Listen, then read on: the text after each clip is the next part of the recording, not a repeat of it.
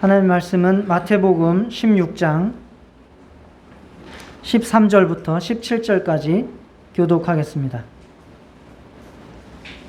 마태복음 16장 13절부터 17절입니다. 예수께서 빌립보 가이사랴 지방에 이르러 제자들에게 물어 이르시되 사람들이 인자를 누구라 하느냐?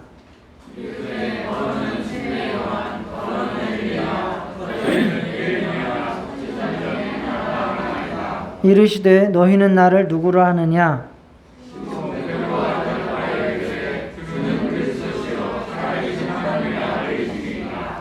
예수께서 대답하여 이르시되 바요나 시몬아 내가 복이 있도다. 이를 내게 알게 한 이는 혈육이 아니요 하늘에 계신 내 아버지시니라. 아멘.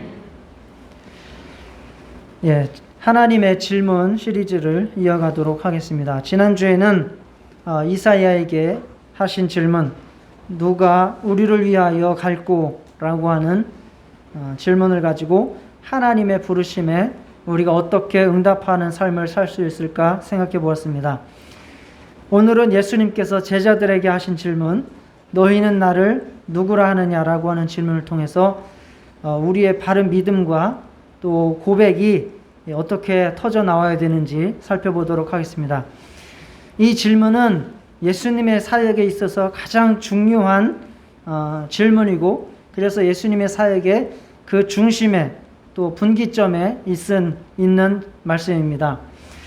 예수님의 사역을 보통 전반부 갈릴리 사역과 후반부 예루살렘 사역으로 이렇게 나눌 수 있습니다. 그래서 이 전반부 사역이 끝나고 나서 예수님께서 이 질문을 하시고 이 질문 이후부터는 후반기 사역이 시작된다, 이렇게 보시면 됩니다. 그래서 전반기에는 예수님이 누구신지 그 알려주시는 것에 중점이 있었다면, 후반기 사역에서는 예수님의 고난과 죽음이 그 중심이 됩니다. 마태복음에서 이때부터 또는 이때로부터라고 하는 그 구절이 2번 나옵니다. 그래서 그 구절을 가지고 마태복음을 구분할 수 있는데, 첫째는 마태복음 14장 17절에 이때부터 예수께서 비로소 전파하여 이르시되 회개하라 천국이 가까이 왔느니라 말씀하시면서 공생애를 시작하실 때에 바로 이때부터라고 말씀하셨고, 또 마태복음 16장 21절에 이때로부터 예수께서 자기가 예루살렘에 올라가 장로들과 대제사장과 서기관들에게 많은 고난을 받고 죽임을 당하고 제3일에 살아나야 할 것을 제자들에게 비로소 나타내시니, 이렇게 말씀하심으로써 이제 이때로부터 공생애를 시작하시고 이때로부터 고난을 말씀하시고 고난의 길을 가시는 것을 이렇게 구별할 수 있는데, 바로 우리가 읽은 본문은 그 말씀 바로 이전에 나오는 마태복음 16장의 말씀입니다.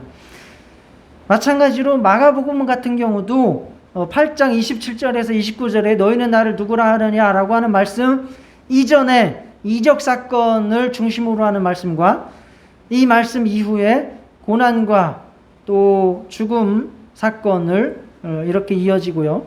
누가복음에서도 9장 18절에서 27절에 너희는 나를 누구라 하느냐라고 하는 질문 이전의 갈릴리 중심의 사역에서 이후에 예루살렘 중심의 사역으로 이렇게 나뉘는 것을 볼 수 있습니다. 결국 예수님의 이 질문은 예수님의 사역에 있어서 가장 중요한 질문이며, 예수님의 사역이 성공하느냐 실패하느냐를 가늠할 수 있는 엄청나게 중요한 핵심 요소다라고 말씀드릴 수 있겠습니다. 이 질문에 대해서 제자들은 과연 어떻게 대답했을까요? 그리고 여러분들 그리고 저는 이 질문에 대해서 어떻게 답하시겠습니까? 성령의 감동으로 정말 예수님께 대해서 바로 알고 바로 믿고 고백하실 수 있는 저와 여러분 되시기를 축원합니다. 예수님은 제자들에게 이 질문을 하기 전에 사람들이 인자를 누구라 하느냐라고 먼저 물으셨습니다. 그래서 제자들은 사람들이 하는 이야기를 이제 들은 대로 전해드립니다. 침례 요한이라고 합니다. 더러는 엘리야, 더러는 예레미야나 선지자 중에 하나라 합니다. 라고 대답을 합니다. 우리가 잘 알듯이 이러한 인물들은 아주 위대한 훌륭한 인물들이며 또 믿음의 사람들이며 정말 하나님께서 귀하게 쓰신 사람들입니다. 두말할 필요 없이 그렇게 대단한 사람들입니다. 그 당시의 사람들도 예수님에 대해서 그렇게 높게 평가를 하고 있었다는 것입니다. 지금도 역사상 성인을 4명을 치면 그 안에 예수라고 하는 인물을 꼽을 정도로 역사적으로도 대단히 위대한 인물로 대단히 도덕적이고 훌륭한 사람으로 그렇게 평가를 하고 있습니다. 그러나 이런 대답과 이러한 응답은 바로 사실에 부합하지도 못하고 또 예수님께서 원하시는 질문, 대답도 아니었습니다. 그래서 예수님께서는 제자들에게 다시 물으십니다. 너희는 나를 누구라 하느냐? 그랬을 때 베드로가 이렇게 대답을 했죠. 주는 그리스도시요 살아계신 하나님의 아들이십니다. 그리스도라고 하는 말은 기름 부음을 받은 자라고 하는 뜻입니다. 구약에서 기름 부음을 받는 사람들이 있었죠. 선지자나 왕이나 대제사장 이런 사람들이 있었고 또 그 사람들 말고 정말 이스라엘 사람들이 기대하고 기다리던 이스라엘을 회복할 자, 즉 메시아를 기다리고 있었는데 바로 그리스도라고 하는 말은 이스라엘 사람들이 기다리던 메시아, 구원자를 말하는 것입니다. 그래서 주는 구원자시요 바로 살아계신 하나님의 아들이십니다 라고 고백을 한 것입니다. 예수님은 이 대답을 흡족하게 여기셨고 그 베드로를 축복하시고 그 믿음 고백 위에 바로 교회를 세우겠다라고 말씀을 하셨습니다. 아담의 타락 이후에 하나님께서는 인류 구원을 위해서 자신의 계획을 지속적으로 끊임없이 진행해 오시고 있었습니다. 그리고 그 핵심이 바로 하나님의 아들이 이 세상에 오셔서 인류의 죄를 대신 담당하시고 그래서 인간의 죄를 없이 하시고 부활하시는 것이 바로 핵심입니다. 요한복음 6장 38절에서 40절에 내가 하늘에서 내려온 것은 내 뜻을 행하려 함이 아니요 나를 보내신 이의 뜻을 행하려 함이니라. 나를 보내신 이의 뜻은 내게 주신 자 중에 내가 하나도 잃어버리지 아니하고 마지막 날에 다시 살리는 이것이니라. 내 아버지의 뜻은 아들을 보고 믿는 자마다 영생을 얻는 이것이니 마지막 날에 내가 이를 다시 살리리라 라고 하신 것처럼 하나님 아버지의 뜻은 다 모든 영혼을 구원하는 것이고 그 가운데는 바로 예수 그리스도를 믿는 자를 영생하게 하는 것이 바로 하나님의 뜻이었습니다. 그러므로 하나님께서 이루시고자 하시는 이러한 구원이 온전하게 이루어지려면 예수님께서 누구신지를 분명하게 알아야 그것을 믿어야 바로 이 구원에 이룰 수 있고 하나님의 구원 계획에 성공할 수 있습니다. 그러므로 사람들이 예수님을 하나님의 아들로 믿는 것이 바로 예수님의 사역의 가장 핵심적인 내용이었고 또 믿음의 본질이며 또 구원의 핵심이고 바로 교회의 기초가 됩니다. 요한복음 3장 16절 잘 아시듯이 하나님이 세상을 이처럼 사랑하사 독생자를 주셨으니 이는 그를 믿는 자마다 멸망하지 않고 영생을 얻게 하려 하심이라.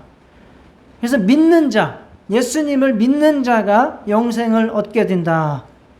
그를 믿는 자는 심판을 받지 아니하는 것이요 믿지 아니하는 자는 하나님의 독생자의 이름을 믿지 아니함으로 벌써 심판을 받은 것이니라 라고 말씀하시므로 바로 하나님의 아들 예수를 믿는 것이 바로 우리의 구원의 핵심이요 바로 교회의 기초가 됨을 분명하게 알 수 있습니다.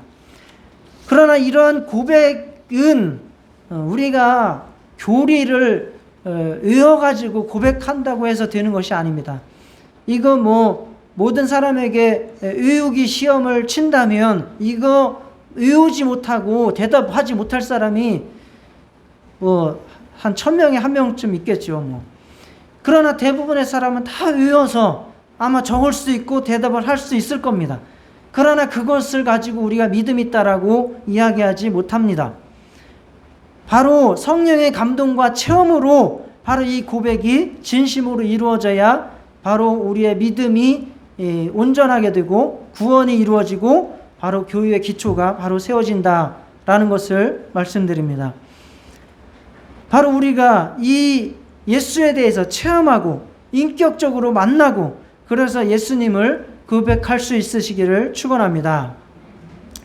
그러면 여러분들은 왜 예수님을 하나님의 아들 그리고 여러분의 구주로 믿으실 수 있으십니까?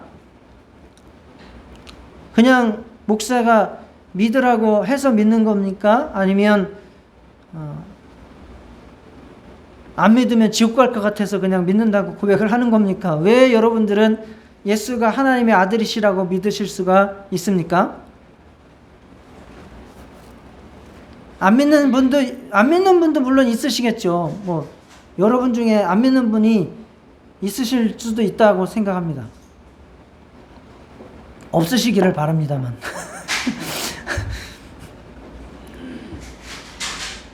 허양순 권사님 아까 뭐라고 하던데 뭐라고 그랬어요?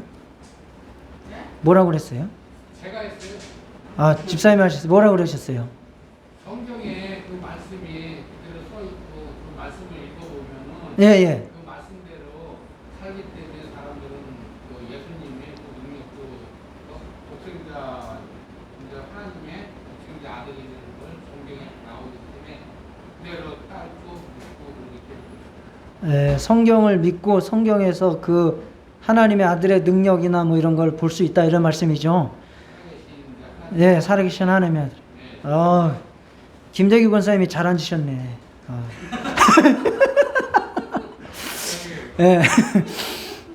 예, 훌륭하신 대답입니다. 왜 믿을 수 있어요? 왜?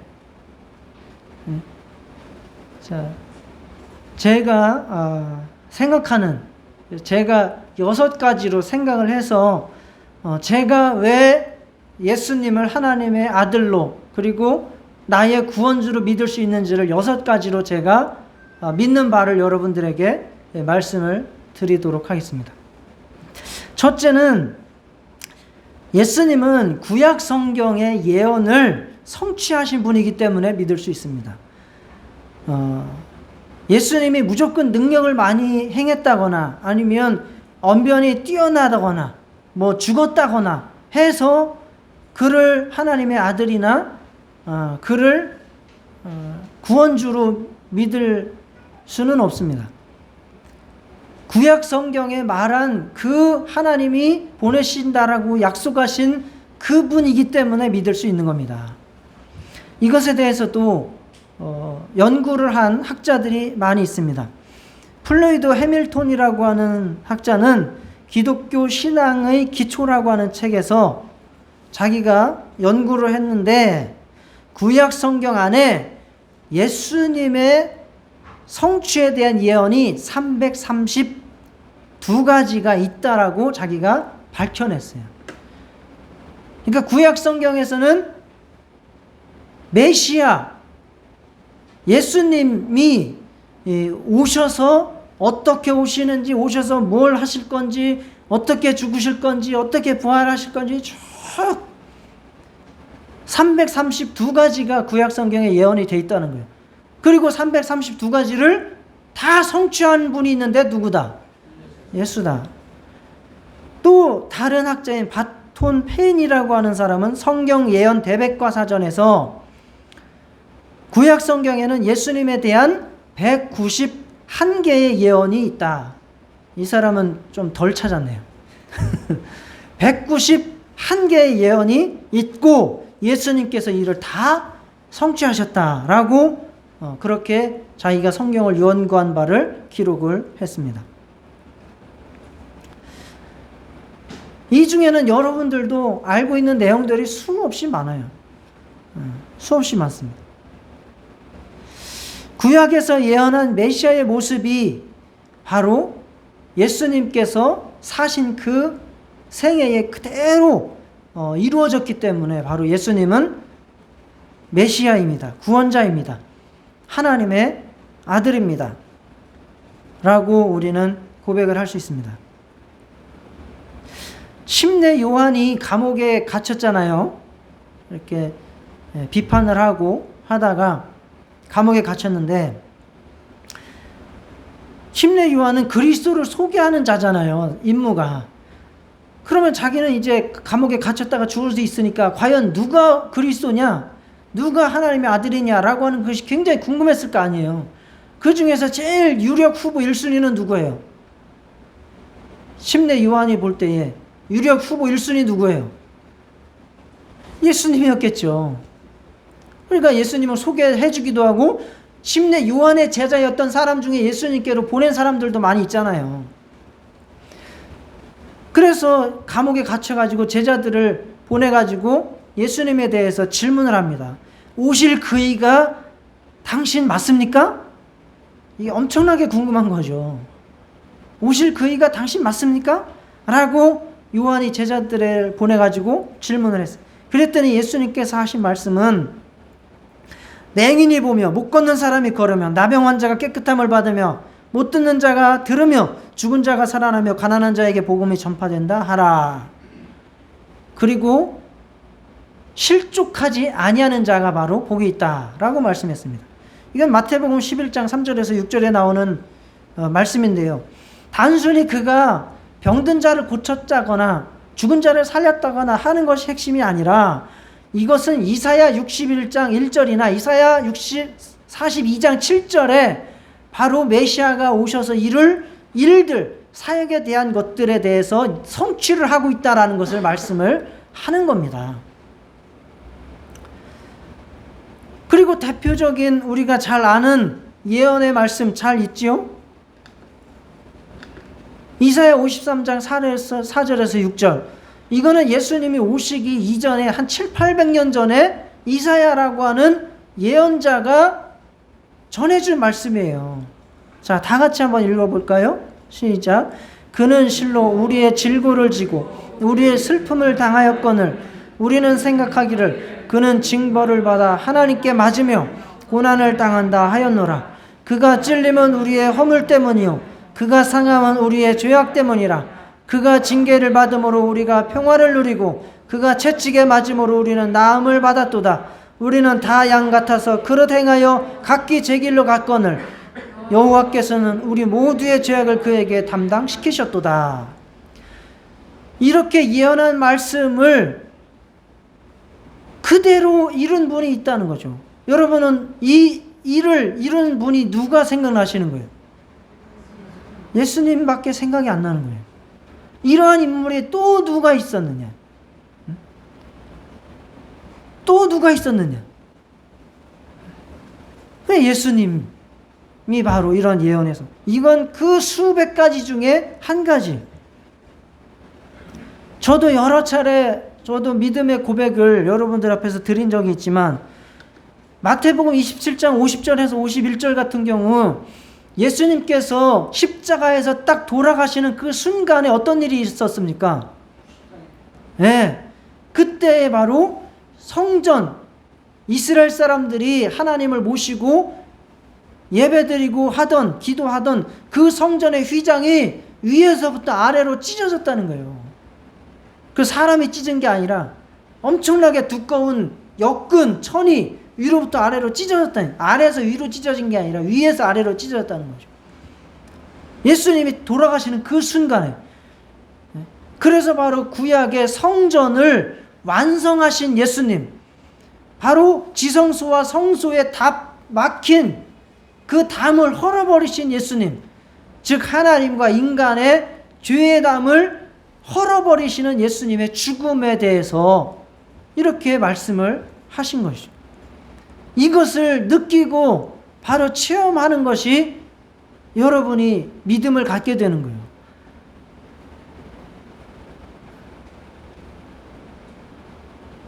바로 이렇게 구약의 수많은 말씀들, 하나님께서 보내신다 하신 그 예언자를 통해서 하신 그 말씀들이, 모형들이, 그림자가 바로 예수라고 하는 인물을 통해서 다 성취되었습니다. 그래서 우리는 예수가 바로 하나님의 아들이요 나의 구원자, 인류의 구원자라고 고백을 할 수가 있습니다. 둘째, 예수님의 능력을 통해서 우리는 하나님의 영광을 보고 또 그가 하나님의 아들이시요 우리의 구원자심을 우리는 체험할 수 있습니다. 성경에서도 여러 차례 그러한 말씀을 하셨습니다. 요한복음 10장 38절에 같은 데 보면 너희가 나를 좀 믿어라. 못 믿겠냐? 그러면은 내가 하는 일을 통해서라도 좀 믿어라. 이렇게 말씀하셨어요. 그래서 그가 행하신 일들은 결국은 자기가 무슨 능력 자랑하거나 사람을 모으려고 한 것이 아니라는 거예요. 요한복음 20장 30절에서 31절에 예수께서 제자들에게 이 책에 기록되지 아니한 다른 표적도 많이 행하셨으나 오직 이것을 기록한 것은 너희로 예수께서 하나님의 아들 그리스도이심을 믿게 하려 함이다. 왜 예수님께서 행한 능력들을 기록하셨어요? 믿게 하려고. 예수님의 능력을 통해서 우리는 하나님의 아들 예수를 믿을 수 있다라고 하는 것이죠. 그 수많은 증거들이 있습니다. 베드로가 예수님 앞에 무릎 꿇고 나는 죄인으로소이다 라고 고백한 사건은 왜 일어났습니까?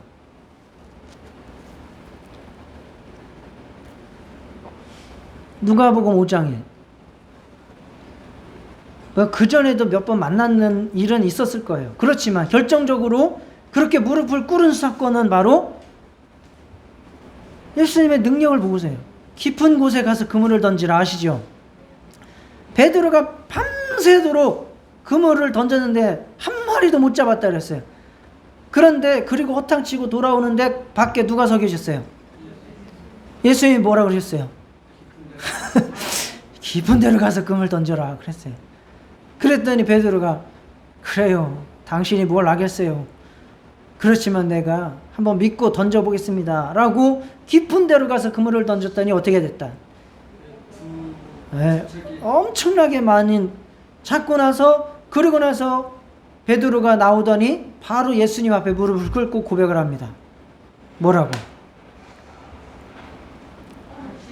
주여 나를 떠나소서 나는 죄인으로소이다. 이러한 고백은 왜 하는 것이냐? 하나님의 영광 앞에 섰을 때 이런 고백을 하는 겁니다. 바로 그 사건을 보고 베드로는 바로 이분은 하나님의 아들이다 라고 하는 초인적인 영광, 위엄을 느낀 것이죠. 또 실로암 못에 가서 예수님께서 맹인에게 진흙을 눈에다가 이겨서 바르시고 난 다음에 실로암 못에 가서 눈을 그 진흙을 씻으라 그랬죠. 그래서 고침을 받았습니다. 그죠? 그리고 나서 그 사람이 고침을 받고 막 눈이 밝아져서 돌아다니니까 그 예루살렘 일대에 막 소동이 일어났어요. 너 뭐 어떻게 해서 눈이 떴냐? 뭐 어떻게 된 거냐? 그랬더니 예수라고 하는 사람이 뭐 고쳐줬다고 막 이러니까 뭐 네가 그 사람 믿어? 그 사람은 범죄자야? 막 이런 이야기들이 막 오고 갔어요.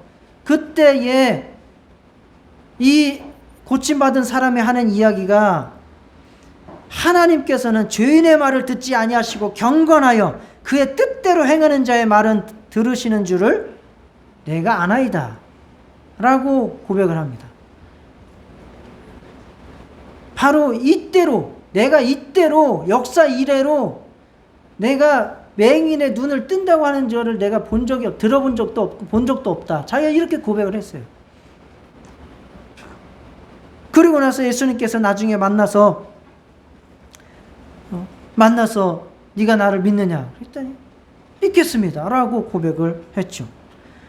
하나님께로서 오지 아니하였으면 아무 일도 할 수 없으리이다 라고 그 눈이 떠진 맹인이 고백을 했습니다. 어느 날 예수님하고 제자들이 풍랑을 배를 타고 건너가고 있었어요. 근데 예수님은 너무 피곤해서 배 밑바닥에서 주무시고 계셨고 막 풍랑이 일어났고 배가 뒤집힐 지경이 되었는데 제자들이 애쓰다가 있어야 안 되니까 예수님을 깨웠죠. 그랬더니 예수님께서 바람과 풍랑을 꾸짖으셔서 잔잔하게 하셨어요. 그랬더니 제자들이 하는 말이 뭡니까? 누구이기에 바람과 바다도 순종하는가? 라고 놀란 겁니다. 바람과 바다가 순종하는 자 누구겠습니까? 창조주라는 거죠. 창조주. 이렇게 예수님께서 자기가 바로 하나님이신 것, 하나님의 아들이신 것을 나타내신 거죠. 그 능력은 지금도 하나님의 뜻대로 믿는 자들 가운데 그대로 역사하고 있음을 저는 믿습니다. 예수 부활 이후에 복음 전파에 임무를 띈 제자들 그리고 베드로와 요한이 기도하러 성전 미문 쪽으로 올라가고 있는데 거기에 중풍병자, 옛날 말로 안진뱅이 중풍병자가 구걸을 하고 있었죠. 그랬더니 베드로가 은과 금은 내게 없거니와 내게 있는 것으로 내게 주느니 곧 나사렛 예수 그리스도의 이름으로 일어나 걸으라. 그랬더니 그 중풍병자가 일어나서 걷기도 하고 뛰기도 하면서 하나님을 찬미도했다 라고 고백을 했고, 그것으로 인해서 또 그 예루살렘에 소동이 났다라고.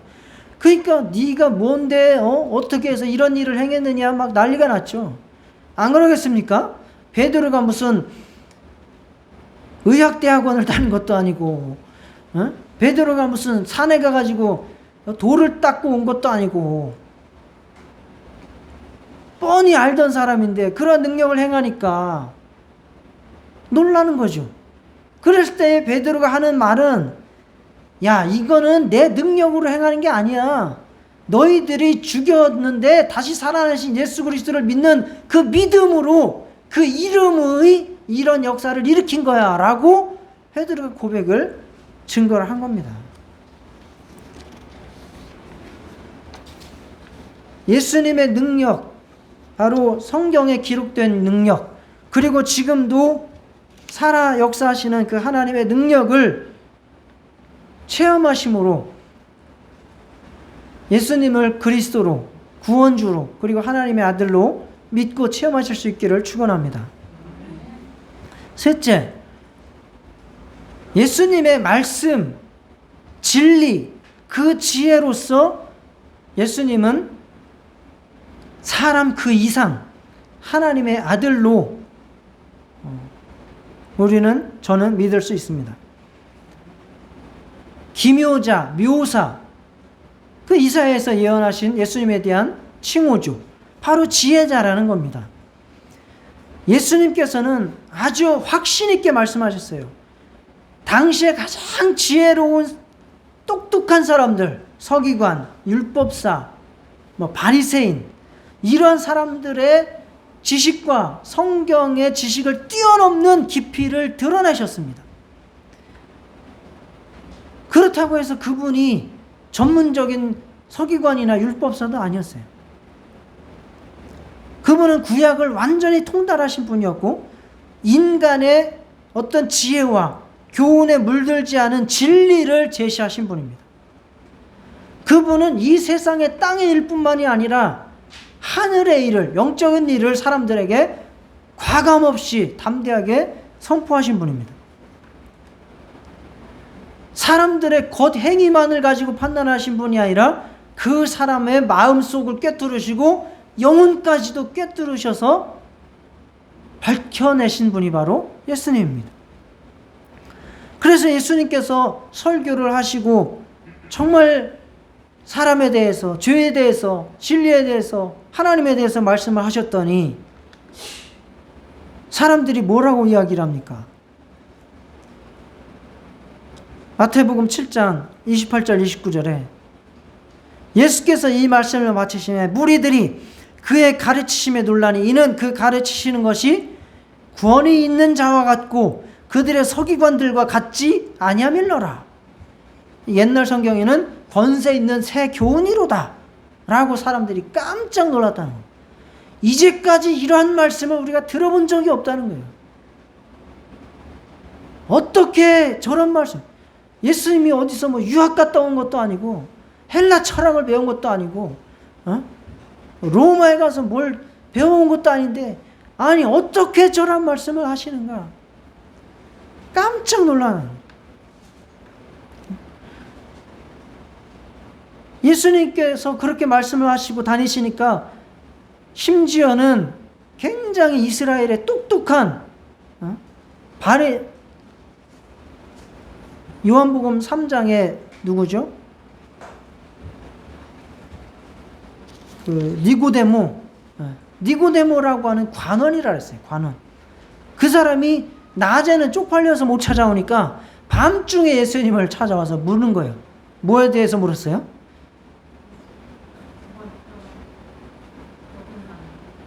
어떻게 해야 구원을 받을 수 있는가라고 물었어요. 그랬더니 예수님의 대답은 거듭나라. 뭐 그런 이야기를 예수님께 하시죠. 예수님께서 그 니고데모에게 답답해서 하시는 말씀이 뭡니까? 내가 땅의 일을 말하여도 너희가 믿지 아니하거든 하물며 하늘의 일을 말하면 어떻게 믿겠느냐? 예수님의 지혜와 지식의 수준은 이 세상 사람들의 가장 똑똑한 사람들의 것과 비교할 수 없을 그러한 것이다. 예수님이 인간에 대하여 말씀하시면 그 인간의 가장 본질적인 것들을 꿰뚫으시고 죄에 대해서 말씀하시면 그 죄에 대해서 가장 본질적인 것에 대해서 말씀하시고 인생의 의미에 대해서 말씀하시고 죽음의 의미에 대해서 논하시고 마귀에 대해서 논하시고 하나님 아버지에 대해서 말하시고 영생에 대해서 말씀하시고 천국에 대해서 말씀하신 분입니다. 이러한 어마어마한 진리를 어디서 깨달으시겠습니까? 네? 여러분이 교회 안 나왔으면 이런 것들에 대해서 정말 어디서 어떻게 해답을 찾을 수가 있었겠습니까? 한번 상상을 해보세요. 네? 여러분들이 예수님을 만약에 몰랐다면 어디서 이러한 것들에 대해서 정말 얼마만큼의 지식을 깨달을 수 있겠어요?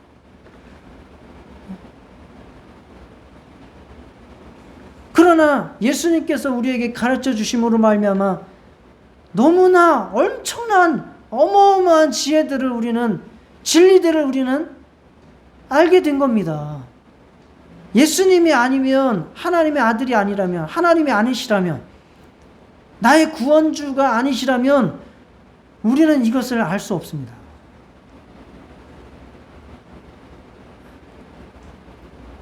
이러한 어마어마한 진리를 가지고서 이 땅에 정말 지극히 작은 것 가지고 너무 연연해 하지 않는 삶을 사시기를 축원합니다.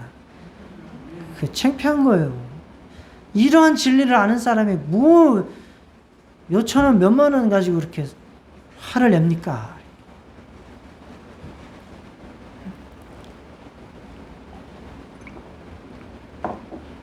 넷째, 사랑으로서 하나님의 아들이심을 우리는 알 수 있습니다. 인간 사이에서도 아주 고귀한 사랑이나 희생을 받고 느끼고 경험하게 되면 우리는 그 마음이 엄청나게 그 요동을 치고 강하게 움직이고 행동으로 이어지게 됩니다. 예수님께서는 그분의 긍휼하심을 우리에게 많이 나타내셨어요. 마가복음 6장에서도 큰 무리를 보시고 그 목자 없는 양 같음으로 인하여 불쌍히 여기사 라고 말씀하셨어요. 불쌍히 여기셨어요. 그리고 먹을 것이 없을 때는 정말 그들을 불쌍히 여기셔서 먹을 것을 만들어서 먹여주시게 됐어요. 요한복음 8장에는 간음하다가 현장에서 잡힌 여인이 있었어요. 그 당시의 율법으로는 그 여인을 돌로 때려서 죽이는 것이 의였어요. 의. 그러나 예수님께서는 그렇게 잡힌 여인도 어떻게 하셨어요? 긍휼히 여기셨어요. 그리고 그를 살려주시고 보호해 주셨어요. 보호해 주셨어요.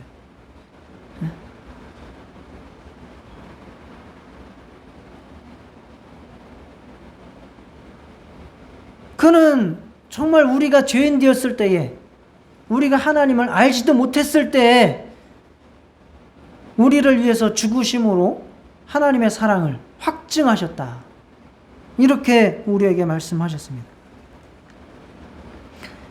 하나님의 용서는 끝이 없습니다. 끝이 없. 그가 진심으로 하나님 앞에 돌아와 뉘우치고 회개하기만 한다면, 그가 얼마나 흉악한 죄를 지었든, 또 얼마나 반복적으로 지속해서 그 죄를 지었든 하나님은 용서하시는 분입니다. 받아주시는 분입니다. 하나님이 그러한 용서가 없다면 저는 희망이 없어요. 여러분들은 희망이 있으신가요? 용서해 주시는 하나님이 안 계시면, 예수님이 안 계시면 희망이 없는 겁니다.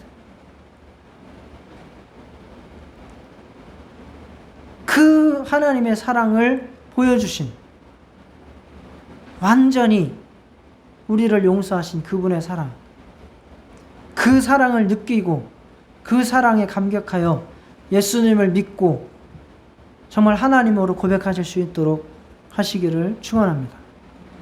그러한 사랑을 받으셨으면 우리도 조그만 것에 대해서 용서하지 못할 것이 없도록 반응하실 수 있기를 축원합니다. 다섯째, 예수님의 부활로서 하나님의 아들 되심, 그리고 구주 되심을 확증할 수 있습니다. 로마서 1장 4절에 성결의 영으로는 죽은 자 가운데서 부활하사 능력으로 하나님의 아들로 선포되셨으니 라고 말씀했습니다. 제자들도 예수님께서 죽으셨고 장사 지낸 이후에 믿음을 갖지 못했어요. 없었어요. 그러나 그들이 다시 예수님을 하나님의 아들로, 구주로 믿을 수 있었는데 그 이유는 뭡니까? 예? 제자들이 왜 예수님을 하나님의 아들로 믿을 수 있었습니까? 부활하신 것을 보았기 때문에 그렇습니다. 예수님께서 부활하신 것을 목격하지 못했다면 제자들은 그냥 다 고기 잡으러 가고, 또 뭐 공무원 취직하려고 또 준비하고 또 목수하고 이랬을 겁니다. 그렇게 갔었잖아요. 아마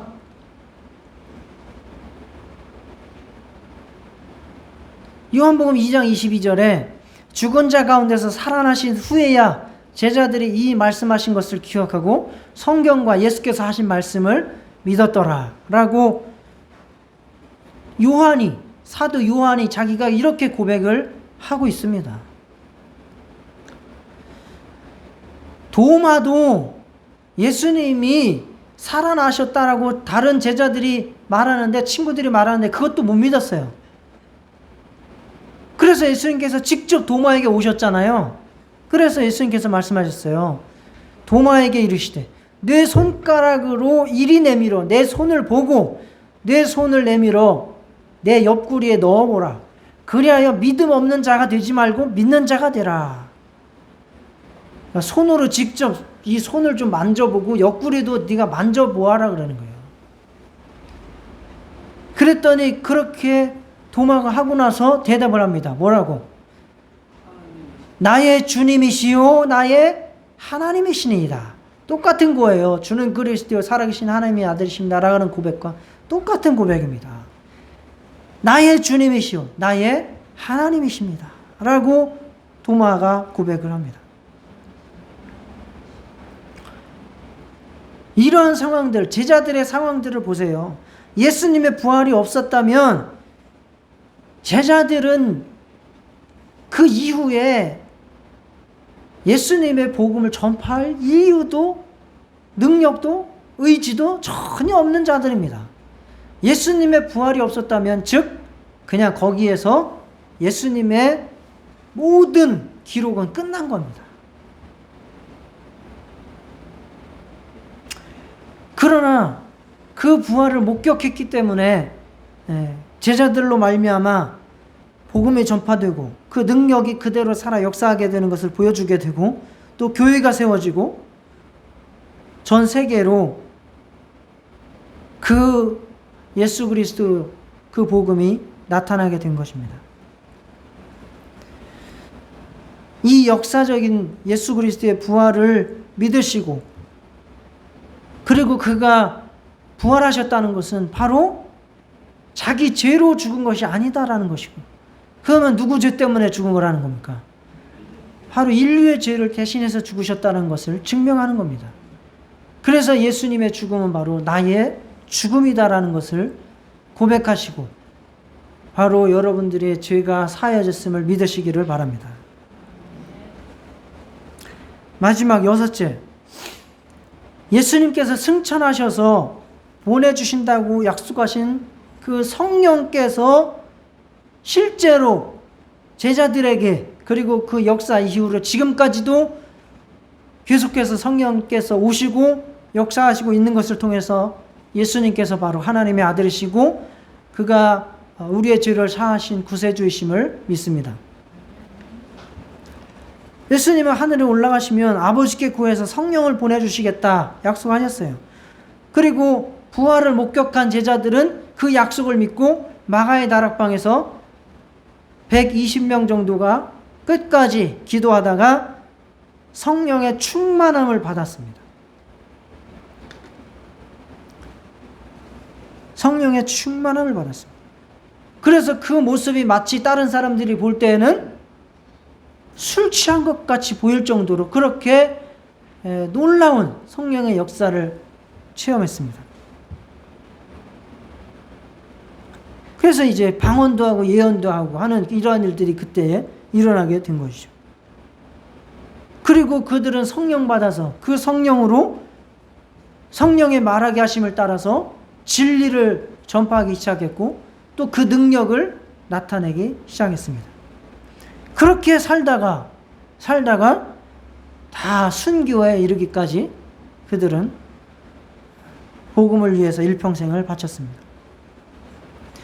예수님께서 보내신다라고 약속하신 그 성령님은 그때 이후로 지금까지 지속적으로 믿는 자들에게 부어주시고 있습니다. 지금 우리에게도 성령께서 임하셔서 믿음을 고백하게 하시고 또 놀라운 하나님을 체험하게 하시고 성령의 은사를 경험하게 하시고 놀라운 하나님의 지혜를 깨닫게 하시고 그리고 그 놀라운 능력을 경험하게 하십니다.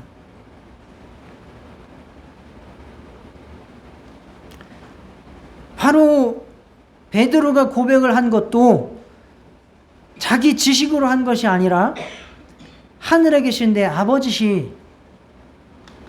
아버지께서 바로 고백을 하게 하셨다라고 예수님께서 말씀하신 것처럼 성령으로 아니하고는 예수를 주시라 고백할 수 없다라고 말씀하십니다.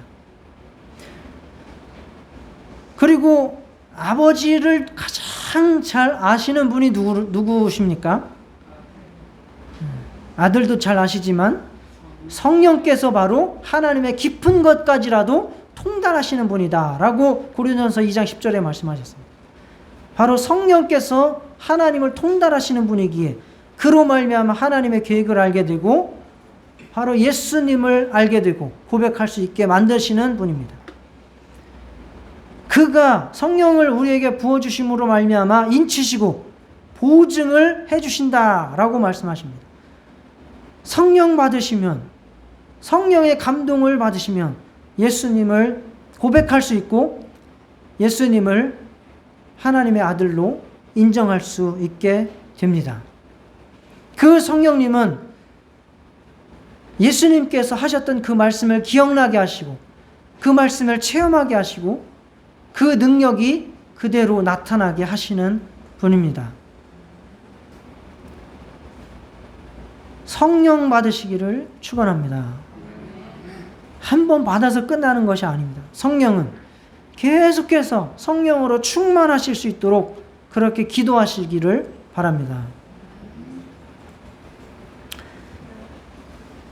바로 이와 같이 예수님께서 하나님의 아들이시다, 하나님이시다 라고 하는 사실, 그리고 예수님께서 나의 죄를 사하신 구세주다 라고 하는 사실은 억지로 믿음을 의어서 고백하자라고 하는 것이 아닙니다. 역사적인 사실과 증거들이 너무 분명하고 충분합니다. 성경을 통해서, 그리고 성령의 증거를 통해서 우리는 너무나 확실하게 깨닫고 알고 체험할 수 있습니다. 그래서 우리는 담대하게 아무리 세상에서 비웃어도 외치는 겁니다. 예수는 그리스도시요 살아계신 하나님의 아들이십니다. 예수 이외에는 구원이 있을 수 없습니다.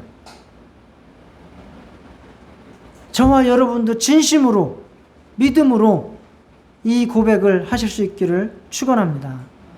아직 이 고백이 나오지 않는 분들께 성령의 역사가 여러분들에게 임해서 여러분의 영적인 눈을 밝혀주시고 영적인 귀를 열게 하셔서 마음을 가리고 있는 어둠의 영들이 떠나가서 정말 하나님의 영광의 광채가 비춰져서 하나님의 형상을 보게 되기를 축원합니다. 이 시간 다 같이 믿음을 주옵소서, 죄사함의 확신을 갖게 하옵소서, 하나님의 아들 예수 그리스도를 체험하게 하옵소서 기도하시겠습니다.